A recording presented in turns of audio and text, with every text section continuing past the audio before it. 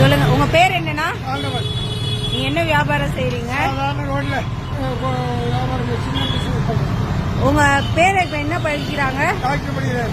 NEET exam எழுதினாங்களா? நீட்ல 2 வருஷம் படிக்க வச்சேன்.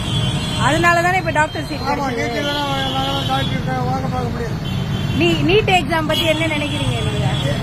நீட் எக்ஸாம் பத்தி ஏழை மாணவர்களுக்கு அது யூஸ்ஃபுல்லா தான் இப்போ இருக்கு. ஏழைக்கு தான் முக்கியத்துவம். நாங்களாம் டாக்டர் கனவு கூட பார்க்க முடியாது. ஜென்ம 14 ஜென்மத்தில் கூட எங்களால் பார்க்க முடியாது.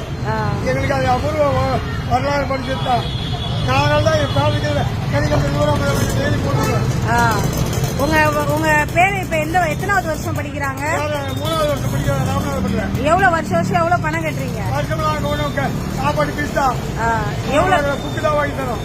ஒன்னும் பணம்லாம் எதுவும் இல்ல. காலம் தான் கிடையாது.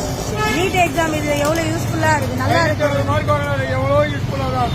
சரி, இத கொண்டு வந்தது நம்ம பாரத பிரதமர் தான். அவருக்கு ஒரு நன்றி சொல்லலாம். அவருக்கு பாரத தெய்வமா நான் வச்சுக்கிட்டு வீட்டுல போட மாட்டேங்க. சரி சரி, வீட்டுல போட மாட்டேங்கம்மா. சரி, ரொம்ப நன்றி. வீட்டிலே போட மாட்டேன் வச்சுக்கேன்.